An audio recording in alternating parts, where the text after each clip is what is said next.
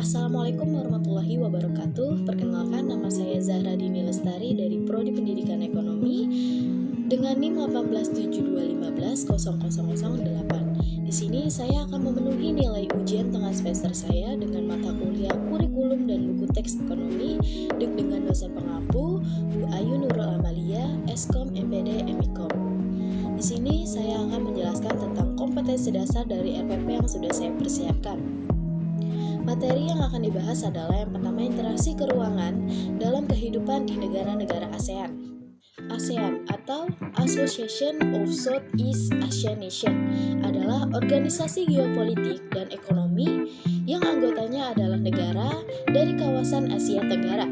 Organisasi ini dibentuk karena adanya keinginan kuat dari para pendiri ASEAN untuk menciptakan kawasan Asia Tenggara yang damai, aman, stabil, dan sejahtera.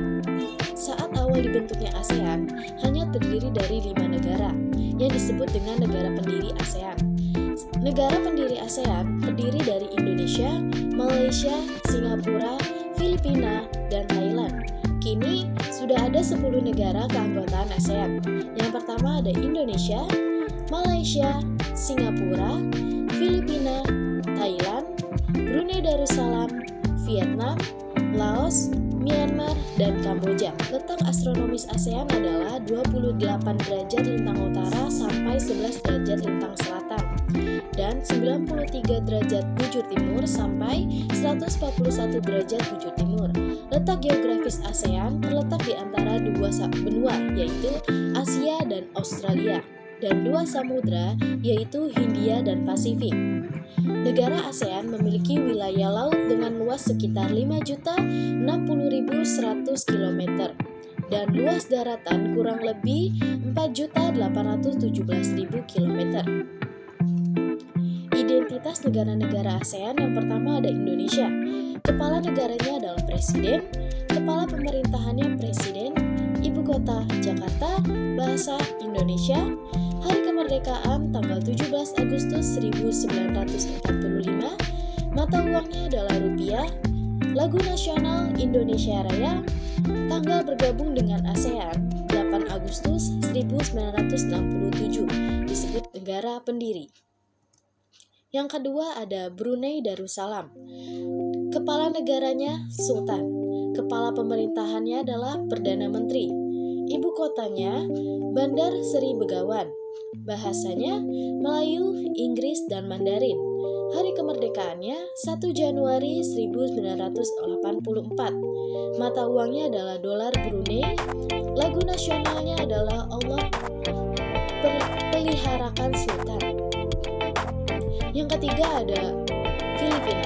Kepala negaranya adalah Presiden, kepala pemerintahannya adalah Presiden, ibu kotanya adalah Manila, bahasanya Filipino atau Tagalog, dan Inggris. Hari kemerdekaannya pada tanggal 12 Juni 1898. Mata uangnya adalah peso. Lagu nasionalnya adalah Lupang Hiniram atau Chosen Land. Yang keempat ada Kamboja. Kepala negaranya adalah Raja. Kepala pemerintahannya adalah Perdana Menteri. Ibu kotanya adalah Phnom Penh. Bahasanya adalah Khmer, Prancis, dan Inggris. Hari kemerdekaannya adalah 9 November 1953. Mata uangnya adalah Real Kamboja.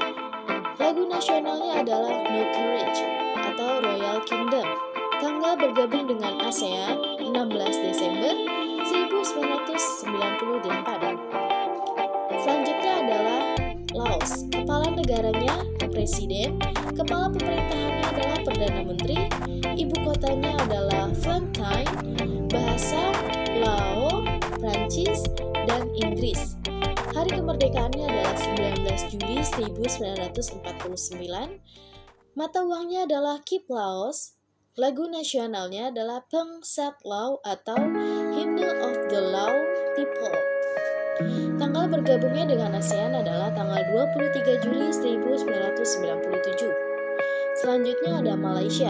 Kepala negaranya adalah Raja, kepala pemerintahannya adalah Perdana Menteri, ibu kotanya adalah Kuala Lumpur, bahasanya Melayu. Hari kemerdekaan kemerdekaan 31 Agustus 1957. Mata uangnya adalah ringgit. Lagu nasionalnya adalah Negaraku. Tanggal bergabung dengan ASEAN 8 Agustus 1967, negara pendiri. Selanjutnya adalah Myanmar. Kepala negaranya adalah Presiden. Kepala pemerintahannya Presiden. Ibu kota Naypyidaw. Bahasanya Burma. Hari kemerdekaannya 4 Januari 1948. Mata uangnya adalah Kyat Myanmar. Lagu nasionalnya Kaba Mackay atau Till the End of the World Myanmar. Tanggal bergabung dengan ASEAN 23 Juli 1995. Selanjutnya adalah Singapura. Kepala negaranya adalah Presiden. Kepala pemerintahannya adalah Perdana Menteri. Ibu kotanya adalah Singapura. Bahasa Inggris, Cina, Mandarin, Melayu, dan Tamil. Hari kemerdekaan 9 Agustus 1965. Mata uangnya adalah dolar Singapura. Lagu nasional Majulah Singapura. Tanggal bergabung dengan ASEAN 8 Agustus 1967, termaksud dengan negara pendiri. Selanjutnya adalah Thailand. Kepala negaranya adalah Raja. Kepala pemerintahannya adalah Perdana Menteri. Ibu kotanya Bangkok. Bahasanya Thai. Hari kemerdekaannya tidak dijajah oleh negara lain. Mata uang Baht. Lagu nasionalnya Klang Chat Thai, National Anthem of Thailand. Tanggal bergabung dengan ASEAN 8 Agustus 1967 dan termasuk sebagai negara pendiri. Selanjutnya adalah Vietnam. Kepala negaranya adalah Presiden. Kepala pemerintahannya Perdana Menteri. Ibu kotanya Hanoi. Bahasanya Vietnam. Hari kemerdekaan 2 September 1945. Mata uangnya adalah Dong. Lagu nasionalnya Ten Quang Cha atau The Song of the Marching Troops. Tanggal bergabung dengan ASEAN 28 Juli 1995. Faktor pendorong terbentuknya kerjasama antar negara ada dua, yaitu kesamaan dan perbedaan sumber daya alam, kesamaan dan perbedaan wilayah atau letak geografis.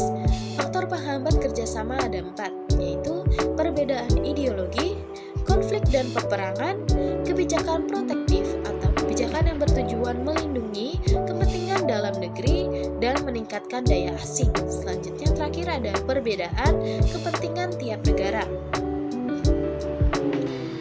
Bentuk kerjasama di bidang sosial dan budaya. Pembangunan sosial menekankan kesejahteraan golongan berpendapat rendah, perluasan kesempatan kerja, dan pembayaran upah yang wajar. Selanjutnya, pengembangan sumber daya manusia, peningkatan kesehatan atau makanan dan obat. Yang terakhir, pertukaran budaya, seni, dan festival film ASEAN, dan penandatanganan ATA atau ASEAN Tourist Agreement. Bentuk kerjasama di bidang politik dan keamanan ada Traktat Bantuan Hukum Timbal Balik di bidang pidana. Ada Konvensi ASEAN tentang pemberantasan terorisme, penyelesaian sengketa laut Cina Selatan, dan terakhir pertemuan para menteri pertahanan. Di sini ada bentuk kerjasama di bidang pendidikan. ASEAN Council of Teacher Convention atau ACT yang dihadiri oleh para guru di negara-negara ASEAN. Penawaran beasiswa pendidikan antar negara dan Olimpiade se-Asia Tenggara. Selanjutnya adalah faktor yang mempengaruhi bentuk interaksi antar negara. Yang pertama ada iklim. Wilayah ASEAN dipengaruhi oleh iklim matahari, muson, dan fisis. Dalam geologi, kondisi tanah, batuan, penyusun bumi, dan kondisi tumbukan antar lempeng. Ketersediaan sumber daya alam meliputi hampir semua negara ASEAN memiliki hasil tambang, kecuali Singapura. Namun, perdagangan dan industri Singapura sangatlah maju. Perairan laut banyak diekspor untuk meningkatkan devisa seperti perikanan, mutiara, dan rumput laut. Selanjutnya ada pengaruh perkembangan ilmu dan teknologi terhadap perubahan ruang. Yang pertama adalah teknologi transportasi. Perkembangan transportasi menjadi lebih nyaman, cepat, dan keamanan tinggi seperti kereta cepat monorel, pesawat, dan speedboat. Selanjutnya, teknologi komunikasi. Semakin cepat berkomunikasi dengan alat komunikasi seperti telepon dan handphone. Akibat berkembangnya teknologi transportasi dan komunikasi dalam aspek sosial, bertambahnya jumlah penduduk, kebutuhan transportasi massal semakin tinggi, maraknya perdagangan manusia, kerjasama luar negeri semakin mudah.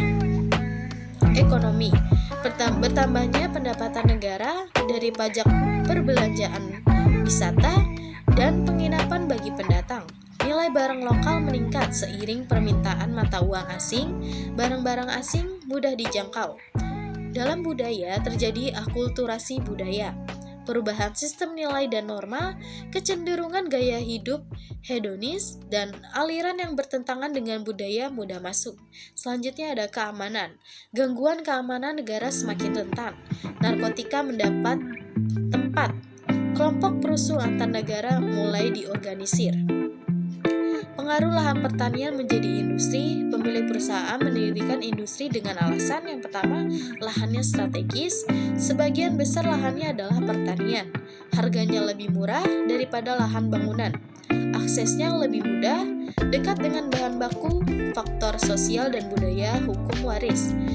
Masalah yang timbul akibat konversi lahan pertanian menjadi industri adalah yang pertama, lahan pertanian berkurang. Produktivitas pangan dari pertanian menurun. Selanjutnya berpotensi terkena limbah industri, dan terakhir konversi lahan itu menular.